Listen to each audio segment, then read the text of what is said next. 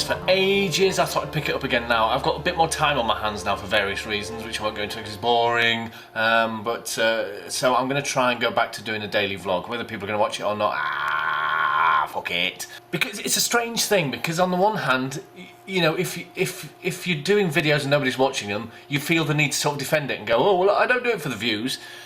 But then you do, but you sort of don't at the same time. If I was doing it for the views, I'd be doing what all other YouTubers do. I'd be doing, you know, fucking 24-hour challenges and Googling stuff and reading it out like they do. Because, you know, it takes a genius to do that, doesn't it? So I'm not conforming to all that. Just whitewashed, mediocre fucking nonsense that other YouTubers get on with, because I hate it. I hate it. It's actual brain death. You know, when TV was invented, all these cynics started saying, oh, it's going to brainwash you, it's going to take away your intelligence, it's going to stop you from thinking, it's going to replace conversation and blah, blah, blah, blah, blah.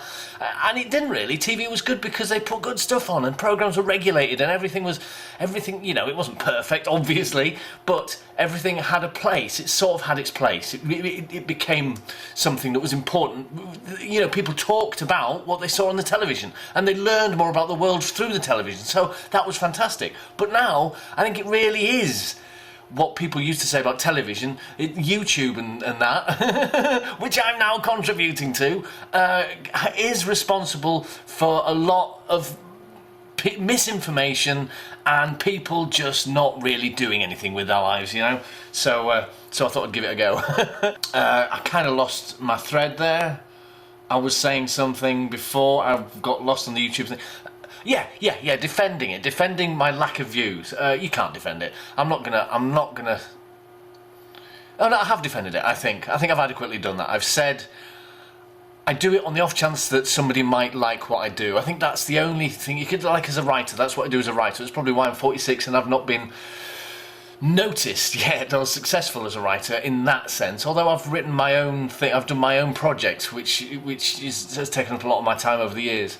And it's only now that I'm trying to make some kind of progress as just a writer. You know, I'm writing novels. I've got 5 novels available on Amazon, if any of you are interested, and because they're great. And lost my thread again. Oh, and I'm writing screenplays too. I've written 2 screenplays so far in the last couple of months. One I've submitted to some screenplay award competitions, which is what the online advice, all the online advice on how to get your work out there if you want to write screenplays. They all agree that you should enter competitions if you've got no sort of portfolio, which I haven't really. You know, I won some competitions when I was young and blah blah blah, but nothing really that states that I'm established in any way. So I'm doing that now. I've done a first screenplay, which it's not the first one I've ever written, but it's the first one I've written for this purpose of selling it on to someone else. And that one's called The Unstoppable Force Meets The Immovable Object. It's a romantic comedy. I didn't want to give it a name that's too normal. So yeah, so I've sent that to a few screenplay competitions, which the advice online says to do so. I've written a second one, but it's all written in a notepad, because I write whenever I get on the bus to go visit my kids, which is 2 or 3 times a week. While I'm on the bus, I work on a screenplay, as well as other things that I'm working on when I'm at home. So I've got that all written out in a notepad. I need to just transcribe it to the right format, and then I've got 2, and I'm working on a 3rd. So yeah, I'm getting on with stuff. So like I say, I've got some books on Amazon. They're called in the order that they were released. I can't remember that actually, because I published them in a different order to when I finished writing them, because one of them I wrote like 20 years ago.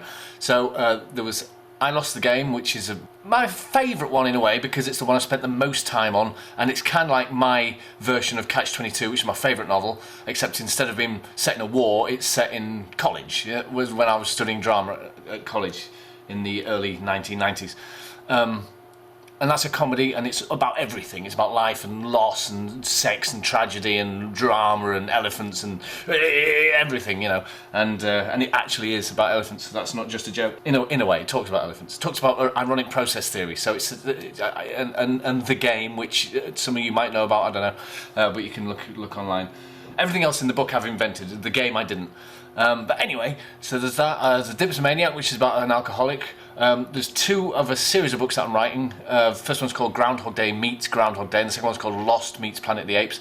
And the idea behind the series is that each book is a completely different story, set in a completely different time, a different genre, a different tone, even to a certain extent, but they all contain the same characters. So the characters recur, and their relationships are often slightly different, but there is a central relationship which is the same in every novel, and they're not aware of their other selves. And there is an explanation for why this is happening, and that will be in the final book, which I write. I don't know when it'll be, because there's scope now, because I can write as many books from the beginning to the end as I want, because I can, the story can be anything.